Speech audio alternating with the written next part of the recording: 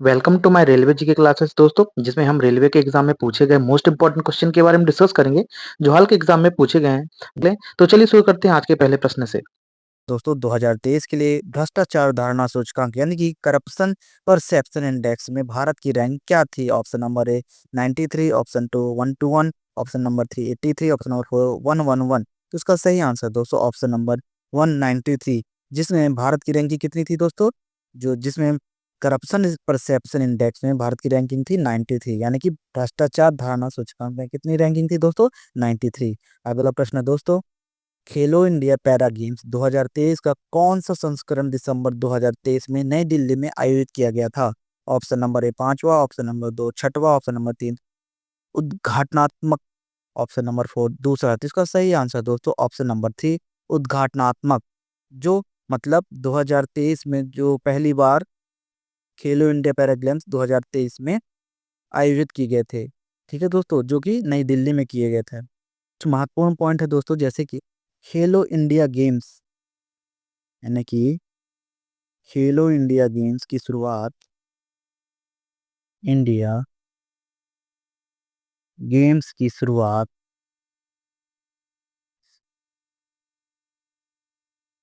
2017 से स्टार्ट कब से हुई दोस्तों? खेलो इंडिया गेम्स की शुरुआत 2017 में शुरुआत की गई दोस्तों। और खेलो और दोस्तों भारत के खेल मंत्री हैं दोस्तों, वो हैं डॉक्टर मनसुख मनसुख मांडविया मांडविया। तो दोस्तों भारत के खेल मंत्री हैं डॉक्टर मनसुख मांडविया। अगला पॉइंट है दोस्तों, खेलो इंडिया पैरा गेम्स 2025, ये पहला संस्करण फर्स्ट संस्करण लद्दाख में, दूसरा सेकेंड संस्करण होगा दोस्तों J&K यानी जम्मू कश्मीर में आयोजन किया जाएगा।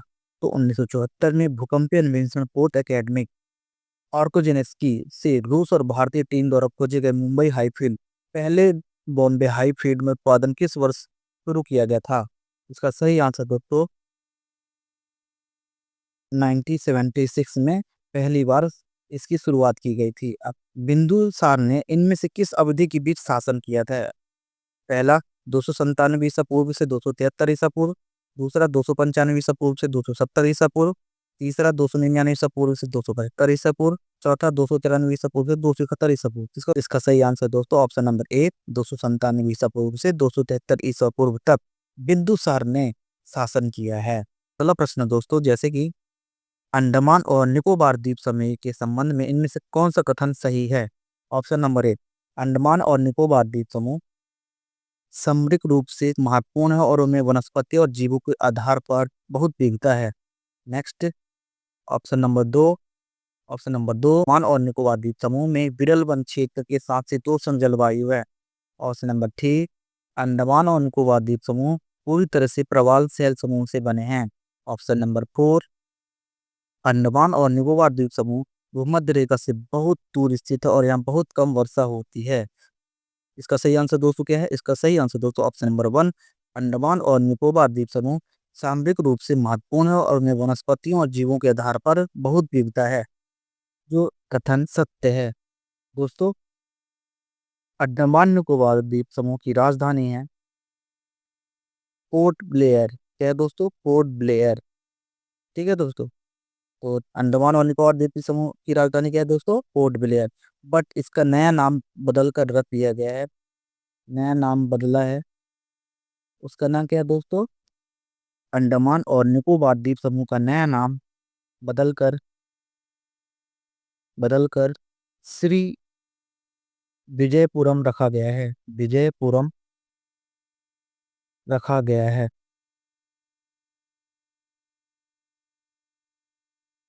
ठीक है दोस्तों। दोस्तों और अंडमान और निकोबार द्वीप समूह के लेफ्टिनेंट गवर्नर हैं दोस्तों, लेफ्टिनेंट गवर्नर हैं दोस्तों, वो हैं दोस्तों admiral admiral D K Joshi. Joshi जो अंडमान और निकोबार द्वीप समूह के लेफ्टिनेंट गवर्नर हैं और इसका नया नाम बदलकर अंडमान निकोबार द्वीप समूह का नया नाम बदलकर श्री विजयपुरम रखा गया है। अगला प्रश्न दोस्तों, इनमें से किसी भारतीय भूवैज्ञानिक सर्वेक्षण का नया महानिदेशक नियुक्त किया गया है? Option number A Asit Shah, option number 2 Virendra Kumar, option number C, option number 3 Murugan, option number D Sanjay Bihari. इसका सही आंसर दोस्तों option number A Asit Shah को भूवैज्ञानिक सर्वेक्षण का महानिदेशक नियुक्त किया गया है। अगला प्रश्न दोस्तों, भारतीय संविधान का अनुच्छेद 19(1)(a) खालिस्तान को संदर्भित करता है। ऑप्शन ए, ऑप्शन नंबर 1 भाषण और अभिव्यक्ति की स्वतंत्रता, ऑप्शन नंबर 2 शोषण के विरुद्ध अधिकार, ऑप्शन नंबर 3 समानता के अधिकार, ऑप्शन नंबर 4 सांस्कृतिक शैक्षिक अधिकार। तो इसका सही आंसर दोस्तों ऑप्शन नंबर ए भाषण और अभिव्यक्ति की स्वतंत्रता, जो अनुच्छेद 19(1)(a) के अंतर्गत निहित है।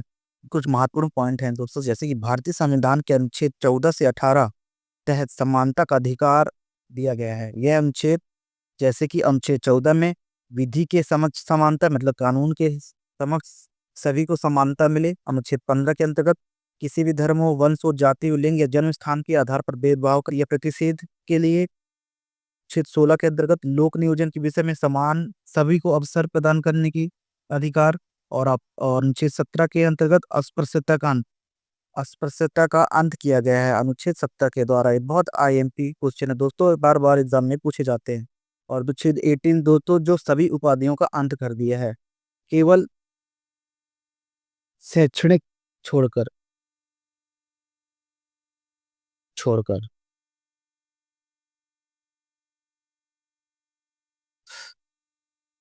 दोस्तों, सांस्कृतिक और शैक्षिक अधिकार भारत के संविधान के अनुच्छेद 29 और 30 के अंतर्गत आने वाले मौलिक अधिकार हैं। ये अधिकार धार्मिक और भाषाई अल्पसंख्यकों को अपनी संस्कृति, भाषा या लिपि को संरक्षित करने और शैक्षणिक संस्थानों की स्थापना करने का अधिकार देता है। कौन सा दोस्तों? सांस्कृतिक और शैक्षिक अधिकार, जो अनुच्छेद 29 और 30 में वर्णित है।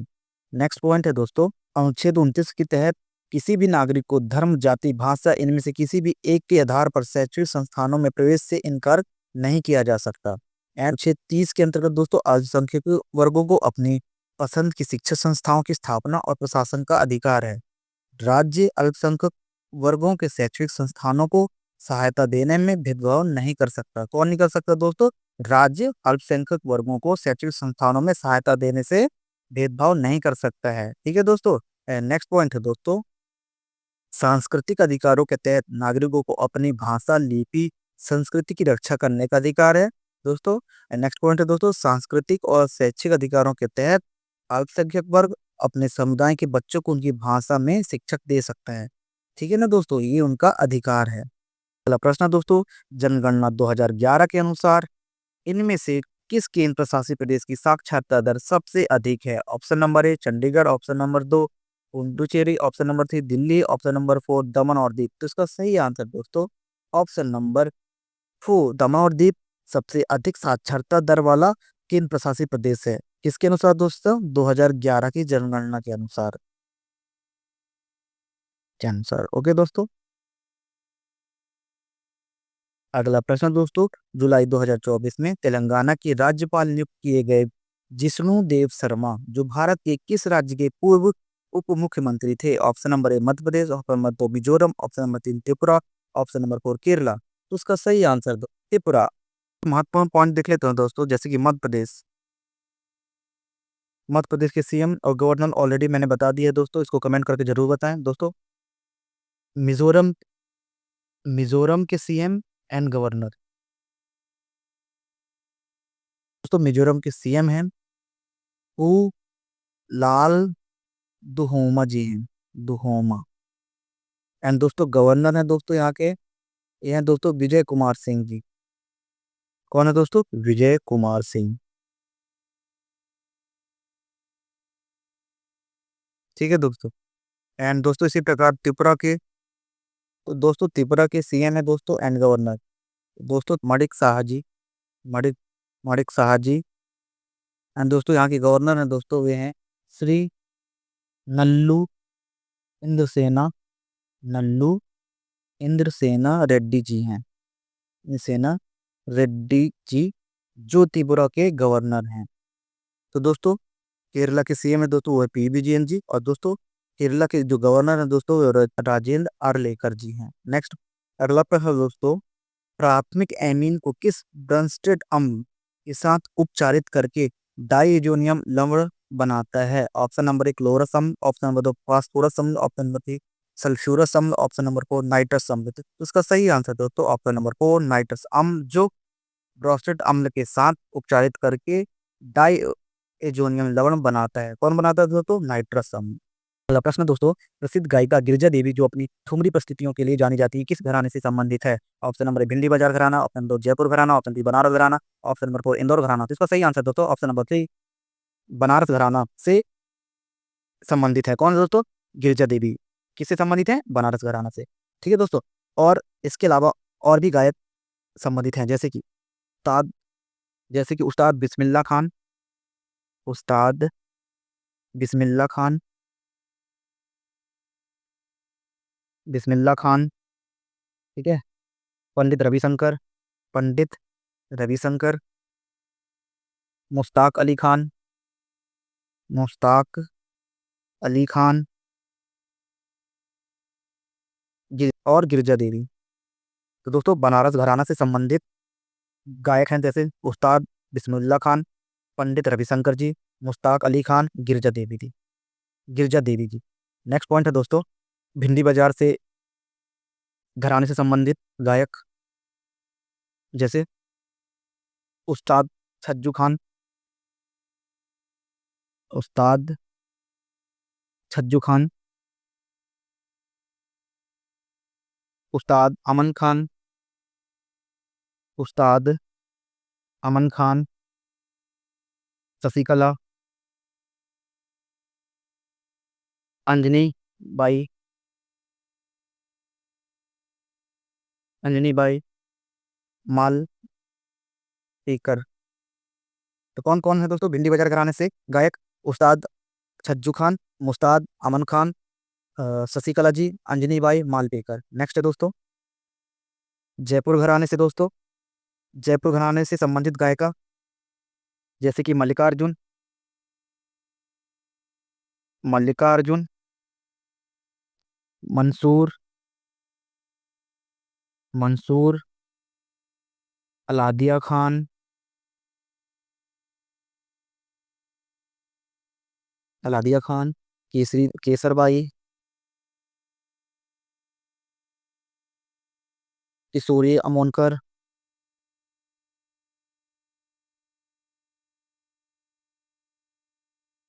श्रुति मोगूबाई, मोगूबाई, जो जयपुर घराना से संबंधित गायक हैं। कौन कौन है दोस्तों? मल्लिकार्जुन, मंसूर, अलादिया खान, केसरबाई, किशोरी अमोनकर और मोंगूबाई। ठीक है दोस्तों, अगला नेक्स्ट पॉइंट है दोस्तों, इंदौर घराने से संबंधित गायिका जैसे कि पंडित अमरनाथ, पंडित अमरनाथ, शंकरलाल मिश्रा